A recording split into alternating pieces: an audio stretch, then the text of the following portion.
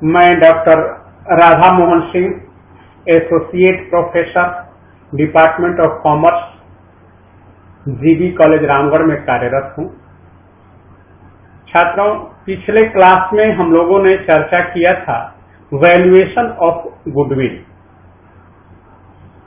आज हम लोगों की चर्चा का विषय होगा method of valuation of goodwill, अर्थात किस तरीके से हम लोग गुडविल का वैल्यूएशन करते हैं। पिछले क्लास में तो हम लोग गुडविल का वैल्यूएशन का चर्चा की कि गुडविल किसे कहते हैं, उसकी क्या विशेषताएं हैं, लेकिन आज हम लोगों की चर्चा का विषय होगा कि इसे कैसे कैलकुलेट किया जाता है, इसका कैलकुलेशन हम कैसे करते हैं। व्यवहार में ख्याति का मूल्यांकन व्यापार के रीति रिवाजों के आधार पर किया जाता है। ख्याति की मूल्यांकन की निम्न विधियां हैं, तो हम इसे ग्राफ से समझ सकते हैं कि वैल्यूएशन ऑफ गुडविल में इसका पहला जो मेथड है एवरेज प्रॉफिट मेथड और दूसरा है सुपर प्रॉफिट मेथड। अब एवरेज प्रॉफिट मेथड जो है वो भी दो प्रकार का है, सिंपल एवरेज प्रॉफिट मेथड और दूसरा है वेटेड एवरेज प्रॉफिट मेथड। उसी तरह से सुपर प्रॉफिट मेथड भी दो प्रकार का है। पहला हो गया capitalisation of average profit method और दूसरा हो गया capitalisation of super profit method. सबसे पहले हम लोग चर्चा करेंगे एवरेज प्रॉफिट मेथड की।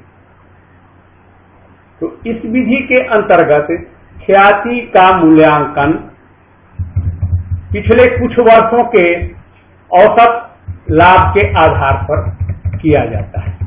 औसत लाभ ज्ञात करके इसमें कुछ वर्षों के क्रय की संख्या जैसे 2, 3 या 5 से गुणा कर दिया जाता है। औसत लाभ दो तरीके से निकाला जाता है। पहला सिंपल एवरेज मेथड। यह विधि इस मान्यता पर आधारित है कि नया व्यापार अपने संचालन के कुछ प्रारंभिक वर्षों में संतोषजनक लाभ कमाने की स्थिति में नहीं होता है। अतः व्यापार को खरीदने वाले व्यक्ति को उस रकम के बराबर ख्याति की राशि देनी होगी जो कि वह प्रारंभिक कुछ वर्षों के लाभ के रूप में प्राप्त कर सकता है। अर्थात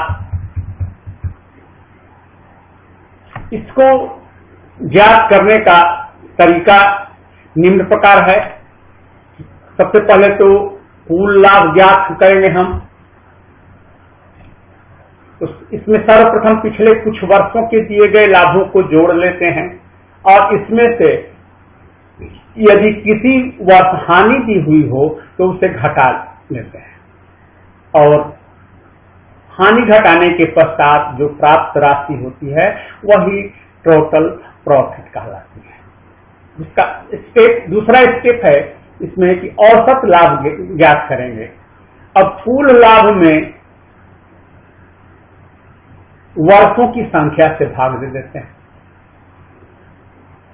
अर्थात जितना भी हमारा कुल लाभ आया उसको हम जितने वर्ष दिए रहेंगे उतने वर्षों में भाग दे देंगे और भागफल औसत शुद्ध लाभ कहलाता है।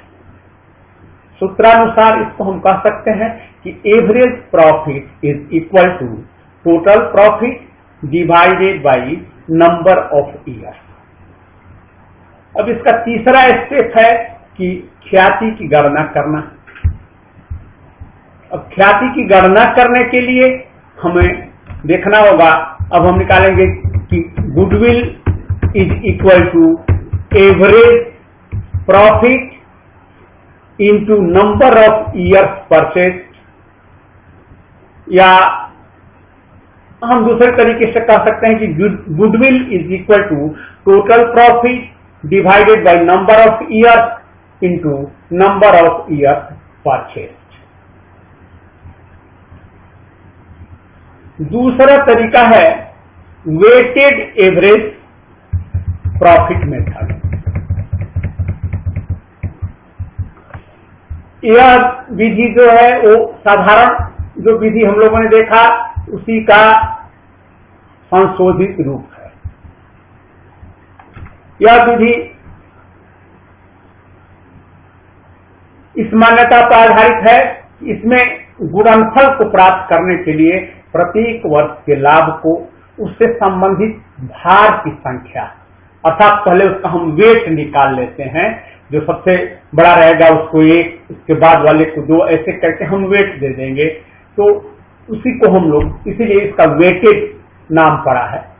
तो भार की संख्या 1, 2, 3, 4, 5 जैसे उसका आएगा उससे गुणा कर दिया जाता है।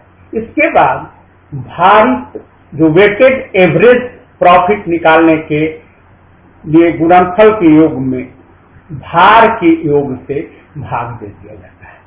तत्पश्चात ख्याति का मूल्य निकालने हेतु वेटेड एवरेज प्रॉफिट को क्रय किए गए वर्षों की संख्या से गुणा कर दिया जाता है। अर्थात goodwill is equal to total of product of profit divided by total of wait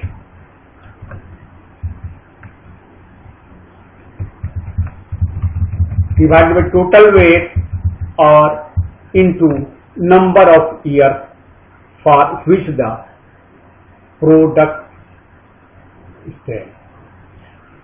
और दूसरे शब्दों में हम ये भी कह सकें goodwill is equal to weighted average profit into required number of year purchase. दूसरी हमारी जो विधि है वो है सुपर प्रॉफिट मेथड। इस विधि के अंतर्गत ख्याति का मूल्यांकन अधिलाभ के आधार पर किया जाता है। सामान्यतः अधिलाभ का आशय उस लाभ से है जो एक व्यवसायी अपने समकक्ष दूसरे व्यवसायी द्वारा अर्जित लाभ की तुलना में अधिक लाभ प्राप्त करता है। अर्थात कोई व्यापार सामान्य लाभ से जितना अधिक वास्तविक लाभ कमाता है उसे सुपर प्रॉफिट कहते हैं। सूत्रानुसार super profit is equal to actual average profit minus normal profit, या इसको शॉर्ट में हम कह सकते हैं कि SP is equal to AAP minus NP. तीसरा हमारा है कैपिटलाइजेशन ऑफ प्रॉफिट मेथड।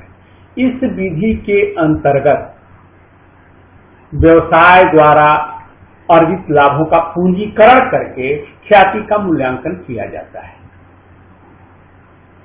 अब पूंजीकरण का अर्थ हम लोग समझेंगे तो पूंजीकरण से आशय यह है कि सामान्य ब्याज दर से एक अमूर्त लाभ की रकम प्राप्त करने के लिए कितनी पूंजी की आवश्यकता होगी।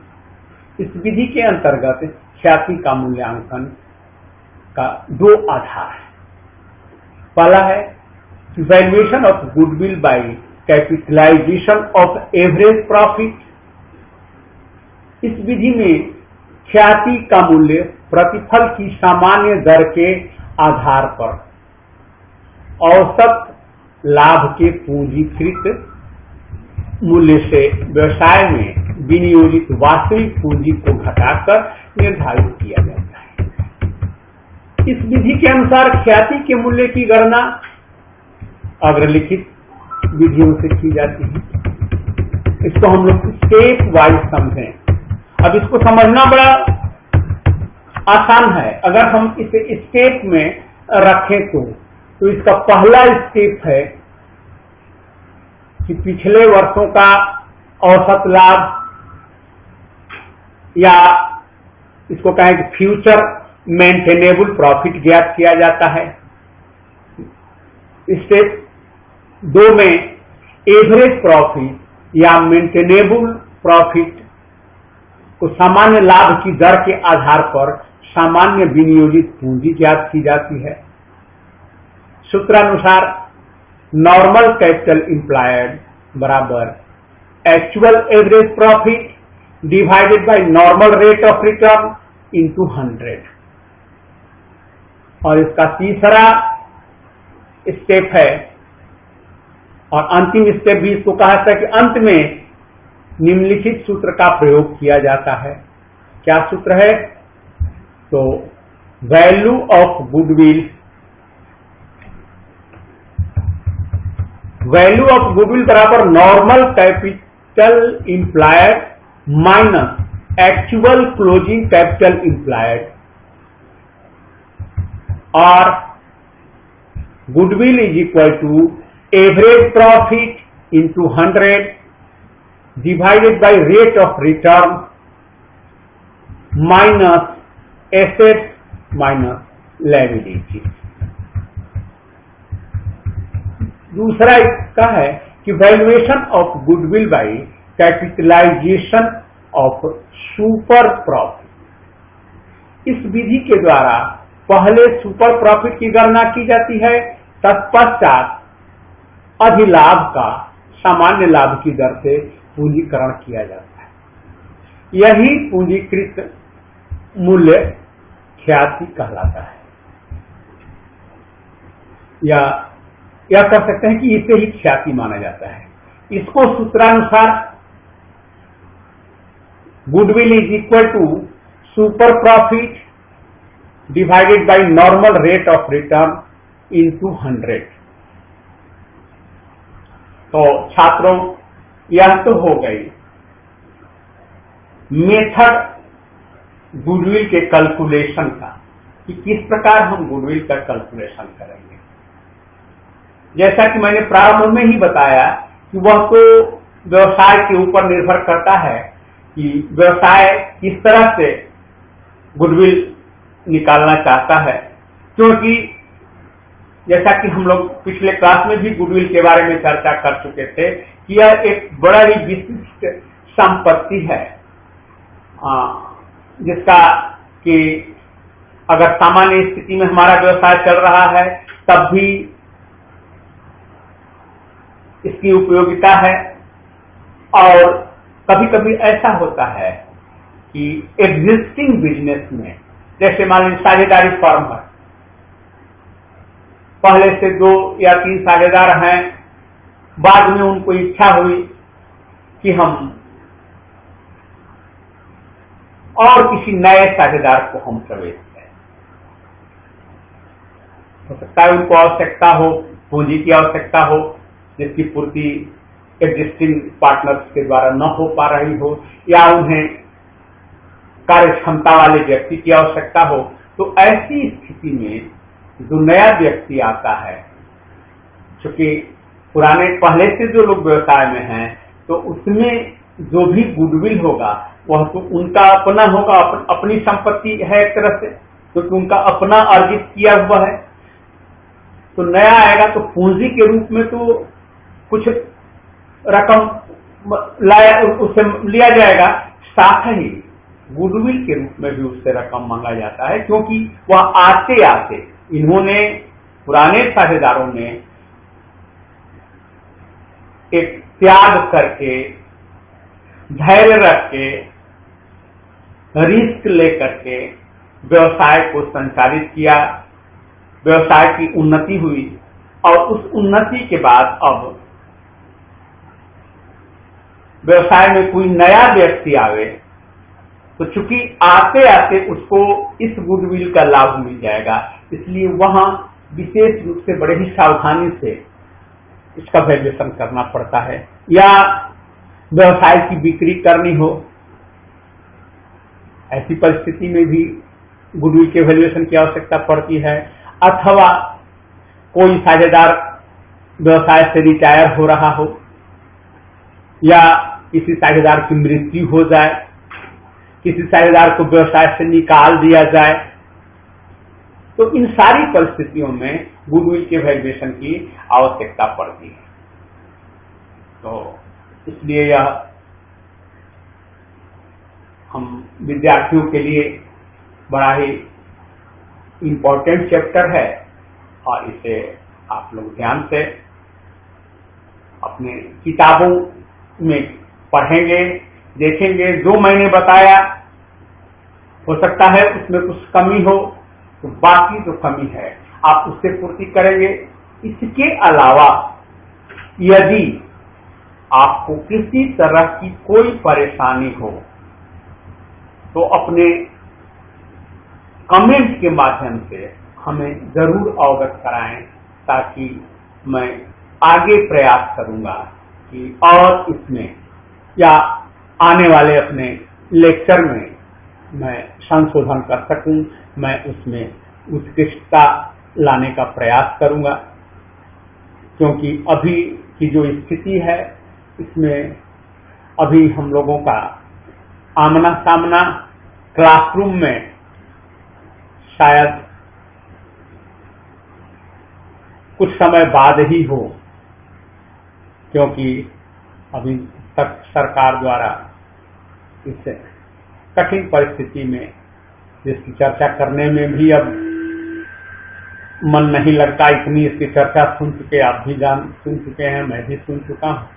तो इसलिए मैं चाहूंगा कि आप लोग अपना समय दे करके इसे मेरे लेक्चर को सुने, मेरे द्वारा भेजे गए कि नोट्स को आप पढ़ें और पढ़ करके अपनी तैयारी भरपूर करें, ताकि परीक्षा में अन्य से आप पिछड़ न जाएं।